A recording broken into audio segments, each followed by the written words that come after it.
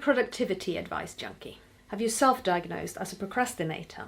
Do you feel like you're failing at adulting because you never seem to get things done in a timely manner, while also looking immaculate, having a perfect home, and a happy marriage with well-behaved children?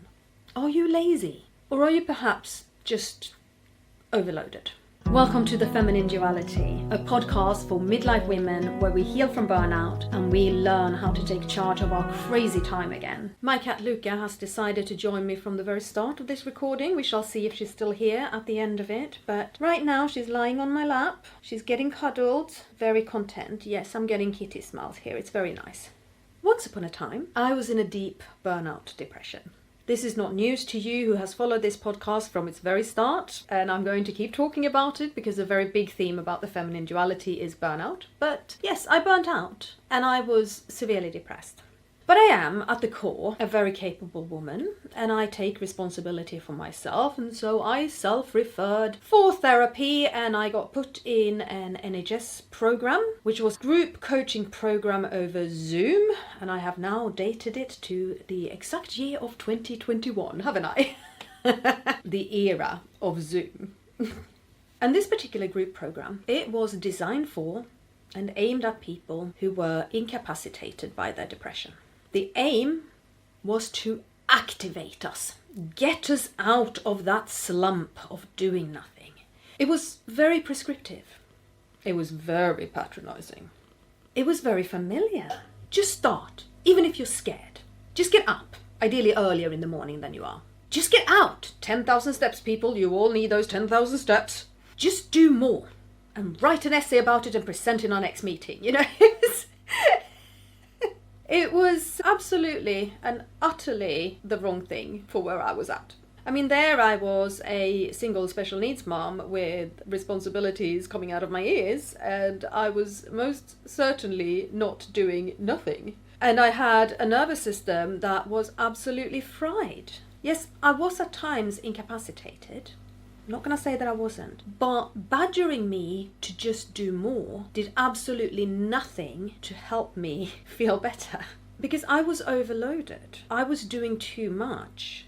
I was doing the wrong things. I had no space. I had no space in my environment, and I most definitely had no space inside of me. I see the same with a lot of productivity advice out there, and there's a lot. How to stop procrastinating. 30 days to self-discipline. Eat that frog. Pomodoro timers. Morning routines for productive days. This is the planner you've been looking for all along, as you've been buying planner after planner after planner, trying to get in control of your crazy life. Okay? None of these things are bad advice. They're not. They're actually really, really good advice, and to a certain extent, they work. But they're missing something really important. They're missing a softer, kinder, less punishing note. They're missing recognition. What is it you're actually already doing? They're missing capacity. What are you capable of today? They're missing passion. What gives you even a little bit of a spark? Have you felt a spark lately? But I don't think that's what you're looking for when you go online and try to find the productivity advice that is going to make you the most productive and capable woman on the planet, as if by magic. You think that pushing this new system on top of it is going to be the key. And so you try it for a few days, for a few weeks, and it sort of works, and then life happens, as it does. You fall off and you feel like an absolute failure again. And you go online to find the next solution, the next tool, the next thing that's going to be the fix. And you feel like an absolute failure. Sweetheart, you're already amazing. You already do a lot. If you are who I think you are, then you're working. You have a family, possibly teenagers, perhaps a pet. You are successful at your job and at maintaining an image of having it all together. People don't look at you and think, oh, wow, what a mess. You probably are. I mean, have you paid attention to your self-talk lately? What do you actually think of yourself? We think, wow, isn't she amazing? Oh, I wish I was more like her. But when was the last time you used the word amazing in reference to yourself? Have you ever sat down and just written a list of everything that you love about the woman you are? Maybe you are one of the many neurodivergent women who absolutely did not get diagnosed because it was the 90s, and in the 90s only boys were neurodivergent, right? And you have been coping and been masking all your life very successfully, I might add, until perimenopause went, no. No, those coping mechanisms don't work anymore. We're gonna take the mask away. What have you got left now, eh? I should do better. I should be better. I need to stop procrastinating. If only I wasn't so lazy.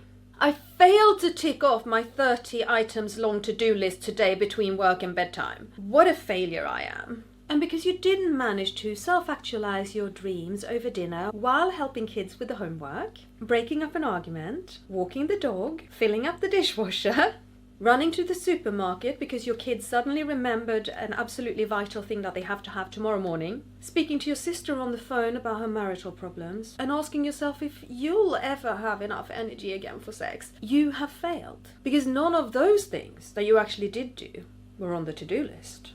So now you need a new system, a new planner, or maybe an app. And you start over with a new routine. You feel very hopeful about this one until life happens. That system didn't stick either. Well, it's obvious. The problem is you. You're lazy. You're wrong. You're a failure. We keep telling stories about ourselves, and these stories, they become the truth. You repeat something to yourself over and over, you're going to start believing it. My story? I don't do shit by halves. When things blow up, I blow them up good. That's my story. And I have endless proof for that story. I ended my marriage. I moved into my own place where I lived by myself for the first time in my entire adult life. And I was made redundant all in a time span of 6 weeks. Boom! Right? When I get overwhelmed, it is because several things pile up at the same time. And then I have this story about myself that I don't do shit by halves. And chances are I start looking for evidence that I don't do shit by halves. I look for evidence that things are gonna blow up and blow up good. And in the overwhelm, I do that instead of looking at the bigger picture. Instead of looking at how incredible I am and everything that I'm capable of handling. My friend tells the story in which she, our heroine, is the great procrastinator. I have seen her very impressive collection of books on the topic, and yet she says, oh, I still procrastinate. My friend works full-time. She has 2 teenage kids. She's renovating a house together with her husband in a marriage for which the word stagnant is no longer a sufficient description. She has a sibling with chronic illness. She has aging and poorly parents. But she's also the one who is always there for everyone else. Her door is always open. I know that I can show up on her doorstep and she's going to invite me in with a hug, provide me with a drink and something to eat and the offer of sitting down and making myself comfortable, right? Admittedly, I am probably gonna have to move a pile of clean and folded towels in order to find somewhere to sit down because those haven't quite made it to the cupboard yet. And that is the thing that she sees. I am so bad. I can't even put the laundry away. If only I could stop procrastinating, I would magically be a better human. And yeah, sure, if we all live in Disneyland, little birds would put that laundry away for us as well, right? While she invited me in and made me feel so welcome, she also broke up an argument between her kids, had a WhatsApp message from her sister, and a snide exchange with her husband. I don't see a woman who's procrastinating. I see a woman in functional burnout. I see a woman drowning in emotional labor and cognitive load. I see no appreciation for the invisible work that she does. And I see zero support. I see that she doesn't have a safe base in herself, that her nervous system is always on high alert. But sure, she's procrastinating. That is the problem. She is the problem. How do we change the story? How can we reframe this belief that we are the problem? That we're procrastinating? That we're lazy? That we are not enough? I offered this as an alternative. Not all procrastination comes from avoidance. Sometimes it comes from overload. And that it's perhaps time to recognize and appreciate that we are already doing so much. After my utter failure with the NHS therapy, I did get the chance to go on a course about mental well-being for special needs parents. And this course came at the solution from a completely different direction. Yes, there was a whole list of pillars there for what makes up mental well-being, socializing, eating well, movement, rest, sleep. You know the list. Okay? We know that list off by heart by now. But one of the things this course helped me with was recognizing all of the small ways in which I'm already meeting those things, and to kind of celebrate myself for it in a very non-judgmental way. Perhaps that was just what I took away from it, but I got to pat myself on the back for saying hello to somebody on school run. I got to celebrate having Mackie D's for dinner because we'd been running errands all day and we were approaching hungry. Sometimes McDonald's is the healthiest choice because it's there. It's easy and you're not washing up afterwards. Okay? Maybe this is just what I took away from it. Pretty sure healthy eating was a big thing in there. Doom scrolling got rewritten as a conscious effort to decompress. Falling asleep for a bit during the day became reset instead of laziness. I got some space. And in that space, I started appreciating myself. And the more I appreciated myself, the more I was capable of dealing with all the shit that was going on. I could appreciate that I was not falling behind or avoiding things. I was actually carrying way more than my fair share. The story I was telling about myself, it was starting to change. Oh, there goes the cat. There are people out there who recognize this thing that I am talking about. That there needs to be a change in the just do it school of overcoming procrastination. People who see that there is a bigger picture. I'm sure that there are people who genuinely have a problem with procrastinating. Who have the capacity, they just don't have the get up and go. I'm sure there are. And for them, those who are under-engaged and stuck in avoidance and have no structure, the message of get up and get started, it's probably very good. It is probably very helpful. It certainly wasn't for me. I don't think that is true for the overwhelmed midlife woman who is chronically responsible and quite frankly drowning. I feel like there's a real systemic mismatch here. There's also, in a lot of this advice, there's an assumption of just stable energy levels. Regardless of time of year, time of month, time of day, we just have a nice even energy level, yes? I don't know of a single person who has this. I don't even think men have this. Quite frankly, I don't. But I'm absolutely certain that women don't. We have way too many things that impact our energy levels, from external factors like work and family to internal factors like hormones and general health. We do not go through with an even level of energy all the time. We are starting to see this named in the narrative now, and that's fantastic. Cycle syncing is now a thing. I love cycle syncing. It's a brilliant concept. The idea is to adjust your planning, your exercise, your activity levels, even your diet to where you are in your menstrual cycle. It recognizes that women are more outgoing, more energetic, and have a much higher output during the ovulatory phase. And also that during the menstrual phase, our energy levels dip, we become more introverted, we are weaker. I mean, there have finally been scientific studies on women. Hallelujah! Who thought we'd ever see this day? Where they've looked at female athletes and they have managed to prove that during their periods, female athletes are weaker and more prone to injury. I mean, we all knew this. We've known this. Ever since our first period, we have known this. But there are finally scientists who are telling us that we were correct all along. Go for a run, love. You'll feel better. I won't. Right. Where was I? Yes, the only problem I have with cycle syncing is that I am a 49-year-old perimenopausal woman, and what my cycle gets up to, well, it's pretty much a case of wait and see. Are we ovulating this month? Haven't quite made my mind up. I might not bother, or I might decide to pop them off like the ovary is a machine gun. It could happen on day 5. It could happen on day 20. Surprise!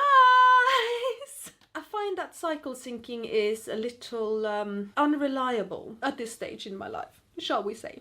But I do love the fact that we are now starting to say we can't expect the same level of energy, the same level of output, the same level of capacity every day, all the time. These things actually shift, they ebb and flow, even if cycle syncing is not the solution for me. My capacity sync... I have understanding for the times when, for whatever reason, I feel more overloaded and feel like my cognitive bandwidth is smaller. And I leave space for the days when my energy is sky high. When I plan for the day, or even the half day, or even the next 2 hours. I look at what have I got within me right now? What can happen? And that doesn't mean that I don't forward plan. Of course I plan ahead. I mean, I am asking an awful lot of myself at the moment. I'm in the early stages of my entrepreneurial journey. I have big visions for the feminine duality The podcast is just one step of many. And I'm doing this while I run a YouTube channel about life with a special needs child, and while I have a day job, and I co-parent my children, and I have a relationship, and everything else that life decides to serve up, right? I have big visions of what the feminine duality is going to be. And I also have very, very strong limitations of when I can realize my vision. Okay, Luca, my darling cat, can you make a decision on where you are? We're eating houseplants now, okay. And so I adjust my planning all the time. I have the big goals. I have goals for this month, I have goals for this quarter, I have goals for this year. But what capacity have I got today? Last week I had a day when I started the day job at 5 a.m. in the morning, so that meant a 3:30 alarm. I had a 10-hour shift. My shifts are physically very, very heavy work. And there's a lot of noise. So there's a lot of sensory overload. I did not have the children that night because I had a 5 a.m. start again the next morning. So I knew that I had a few hours in between having a nap after work and needing to sort out my own dinner and get ready for the bed and start winding down and all of those things, right? And I thought, if I get one thing done today, that'll be a good day. I opened my laptop and I started drafting an email to my email subscribers. And when I next looked up, I had finished it and sent it off. I had scripted 2 new podcast episodes and I had edited a vlog for my other YouTube channel. I had a day when my brain was firing on all cylinders, decisions were easy, and it just flowed. Nice and quick. It was glorious. My to-do list only had one item on it. I had planned for what I thought I had capacity for. But when it turned out that actually my capacity was much bigger, I did have the bigger vision for the month and for the quarter to draw on, and I could just slot in more things and get them sorted. Today I'm on my own, apart from the cat here who keeps jumping back and forth and blocking my view of the camera. Today I'm on my own. I'm neither at the day job nor am I a mum. I have a beautiful, the entire day of just doing my things. I thought that I would have recorded 2, maybe even 3 podcast episodes before lunch. It is now mid-afternoon and I am recording the first one. Because today my energy runs slower. Today my brain doesn't want to make fast decisions. My brain really doesn't want to be relied upon. Today my brain wants bullet points and notes and structure. Okay? Maybe I only record 1 podcast episode today. That's absolutely fine. It could be the easiest thing in the world for me to forget about that day last week and only beat myself up over what I haven't done today. But I'm working inside my planning framework that I have developed over the last several years through burnout and recovery and perimenopause and learning to work with a body and a central nervous system and a brain that seems to function very, very differently from even only 10 years ago. I refuse to buy into the story that I'm procrastinating, I'm lazy, because I know that those aren't the things. But I can buy into the story that capacity and energy levels fluctuate and that I can work within that and not against it. And if you're here now in this episode and you're going, okay, sounds great, tell me how to do that, I will say to you, follow the podcast. There's a whole series of episodes on this topic planned and they are coming. They will be interspersed with the occasional other topic like testosterone and realizing wild unimaginable dreams. But we are most definitely going to cover my planning method and framework in the next several episodes to come. And if you get on my email list, oh my God, cat! If you get yourself onto my email list, there will be even more. My email subscribers will get exclusive additional insights and resources. Hey! I wanted to talk to you about our free mini course, The Burnout Reset. I have burnt out twice, and I'm not talking about I don't feel excited about this anymore, I must be a bit burnt out, that you so often hear about on social media. No, I'm talking about not being able to feel excitement about anything. Extreme anxiety and failing at even simple tasks. Despite being a highly capable woman, I just couldn't cope with anything.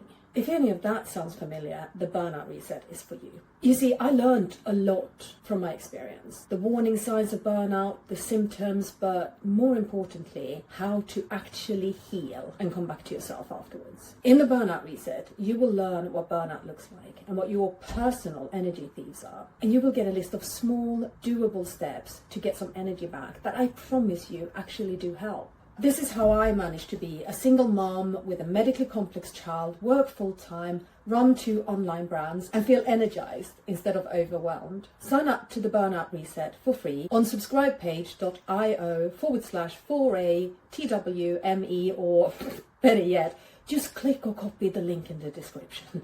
As a bonus, you will also be signed up to our email list for more connection and support. I have come to realise that if energy and capacity level fluctuate, that calls for a very different way of planning. And it calls for a very different way of relating to myself. I show more compassion to myself now. No more beating myself up when things don't go quite as I'd hoped.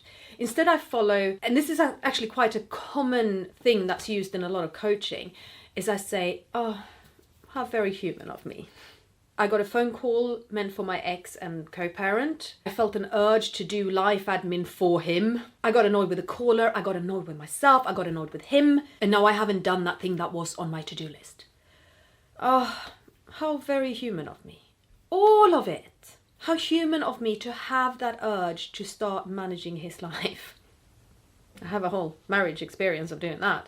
How human of me to get annoyed. How human of me to be temporarily derailed, right?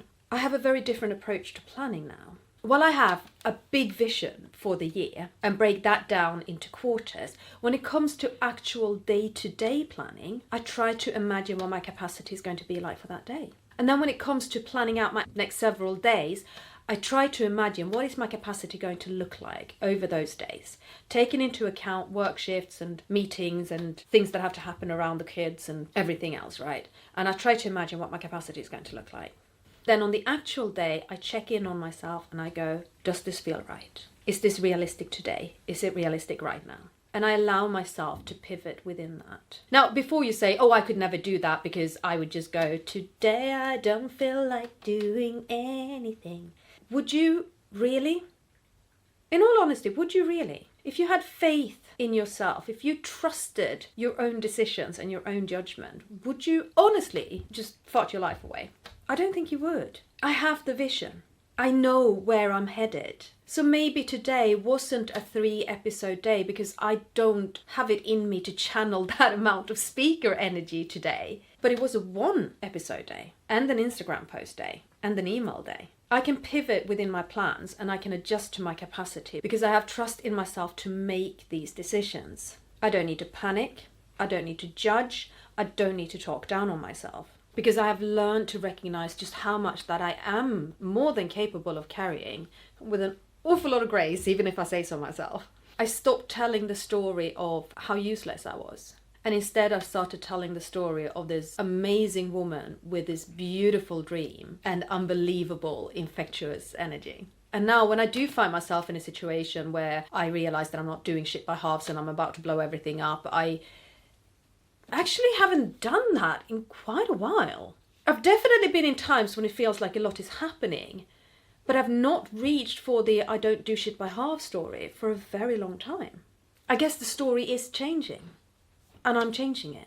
What would you like your story to be? Do you want your story to be, I am the great procrastinator? Or do you want it to be, I am a woman in control of my precious time? What can you count as your big wins today? Did you cook a healthy dinner? Well, there's your win. You're eating well. Did you wolf down a bowl of cereal with 1 foot already in your PJs? Congratulations! You're amazing! You somehow remember that you needed to eat and you went for a perfectly reasonable option, even whilst being aware of your need to rest and sleep. Okay, you're awesome. Did you make it to the gym today? No, but you did do the weekly shop. Well, there's your weightlifting session. Those bags are heavy. And my cat just got the zoomies underneath the tripod. Thank you, cat. Although, actually, the story right now, it needed a little bit of a break. So maybe you are a pretty good co-creator after all. But could you get out from underneath the tripod? Luca, come on. I invite you to sit for a bit with a few questions. Where are you calling yourself lazy when you're actually overloaded? What are you already doing and already carrying that you're not really counting? What would change if you could believe that you are not broken? How would it feel like to plan your to-do list based on what your energy and capacity is and not out of what you think you ought to be able to get done? Especially that last one. We're going to come back to that topic in later episodes, so hang around. But thank you ever so much for being with me today. I will speak to you again soon.